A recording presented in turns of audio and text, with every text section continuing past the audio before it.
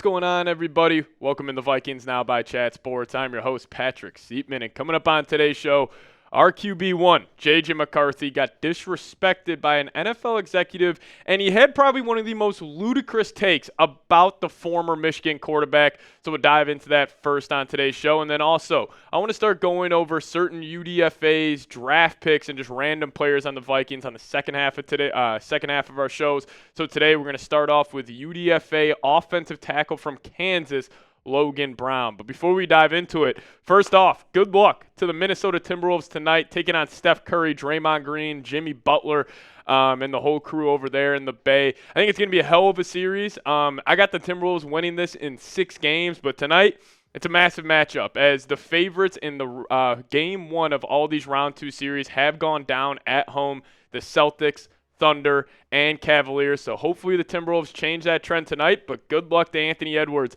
and the Minnesota Timberwolves. But we'll start off today's show talking about J.J. McCarthy. And if you guys are a J.J. McCarthy believer, type his jersey number. Type those 9s down below in the comments section, as every week goes by, there's a new disrespectful article, disrespectful take out of the former Michigan quarterback. So if you guys want to show him some love on today's show, type those 9s.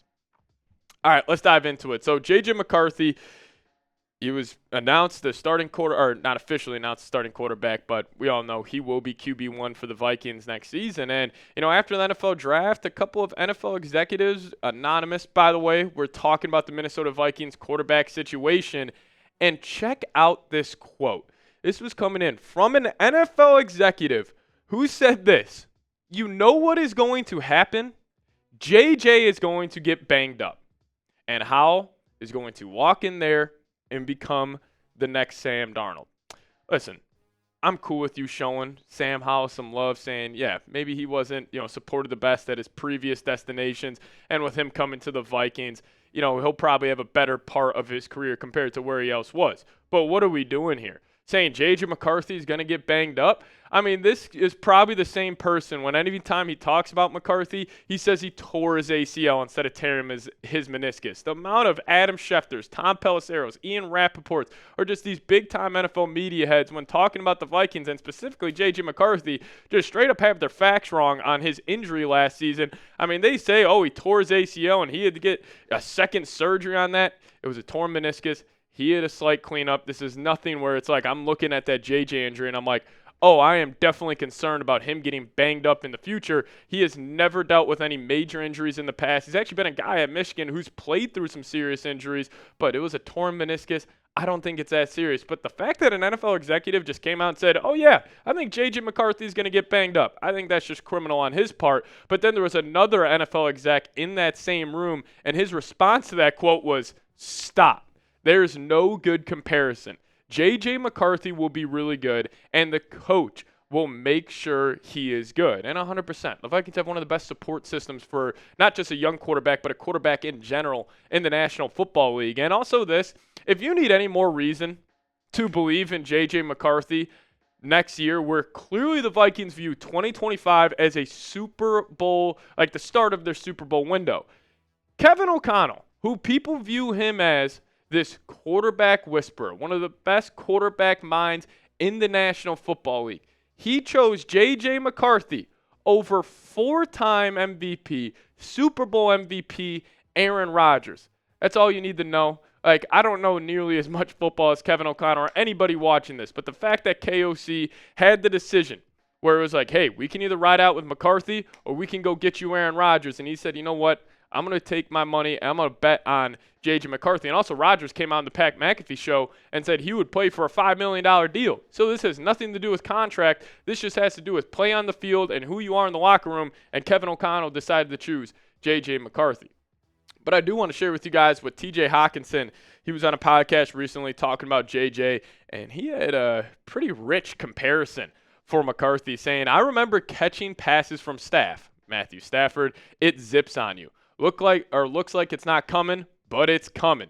JJ has the juice behind it where it kind of has that effect." And credit to TJ for putting this out there, because I feel like when people are talking about J.J. McCarthy, they just think he's got this noodle arm, and like his, best benefit of his game is just like his processing and, just him being a leader, like the intangibles. But people forget this guy's got a whip of an arm. He was a 5-star recruit coming out of high school. And also the thing is with J.J., he doesn't lose that whip of an arm when he is on the move. When he is outside of the pocket, playing a little backyard football, he still has that cannon. He loses no velocity. And also more from TJ here, he was just talking about who JJ is as a person, which obviously matters at the quarterback spot. He said, great dude, great person. I can't say enough good things about him. He wants to be great in this league, and there's no doubt he does. And, I think the situation he's walking into with a very much improved offensive line, should be one of the better ones in the league. Like, I got faith in him performing at a high level. But let's just say let's just say the offensive line early on in the year doesn't hold up. Well, JJ's also pretty damn good against pressure. In his 2023 season at Michigan, under pressure, he was 36 of 61, 59% completion percentage. Pretty solid there. But he also threw for 572 yards, 7 touchdowns, 3 interceptions, had a PFF passing grade of 69.7 and a 7.8% turnover-worthy play, which was some of the highest ranks in his class with guys like Caleb, Jaden Daniels, Drake May, Bo Nix, Michael Penix. JJ was at the top of the list in almost all of these statistical categories under pressure. So if he's good in a clean pocket, also good when dealing with pressure, you just got to believe in the guy. But also more about him just kind of between the ears here.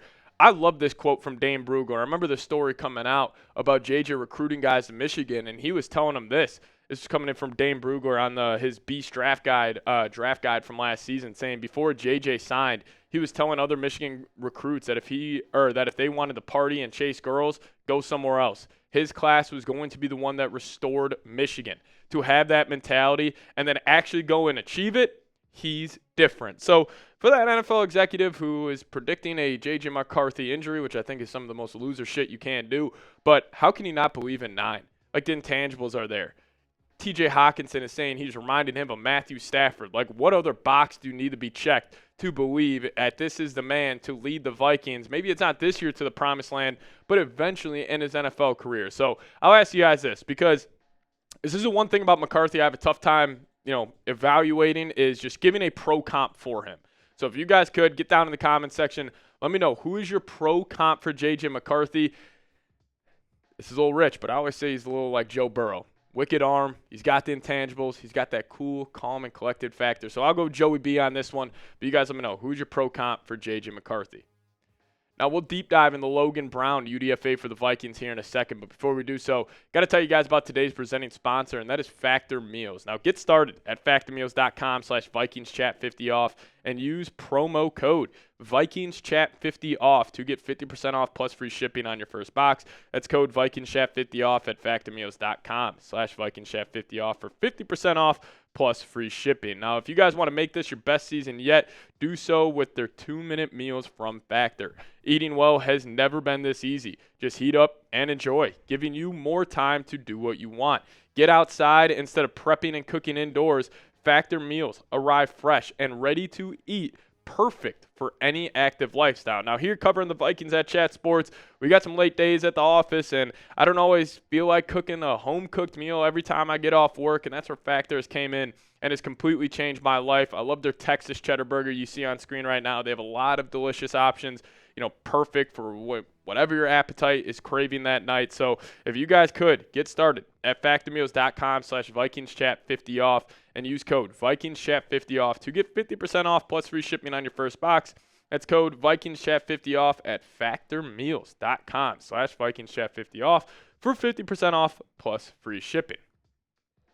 All right, let's deep dive in the UDFA Logan Brown here, who might be the hidden gem of this UDFA class. We had him graded out as a top 100 prospect. Ended up, going undrafted. Vikings picked him up right away, and I think this is a situation where it's like, oh snap, Kwesi Adofo-Mensah did it again with the UDFA class. And I just want to start off here showing you guys his RAS score, because this guy's a freak, man. 6'6", 311 pounds. He's got a ridiculous vertical leap for that size and a broad jump. Had his total RAS score at 9.49, 40-yard dash, about middle of the pack. Good shuttle drill, good 3-cone drill. But the thing is, like, you can take all that athletic ability that Logan Brown has, but does it translate on the football field? Well, let's compare him to some of the top offensive tackles that were taken this season. Josh Connerly went to or from Oregon. Pass block win rate, 93.4%, same as Logan Brown. How about the 9th overall pick in the draft? Top 10 selection that went to the New Orleans Saints.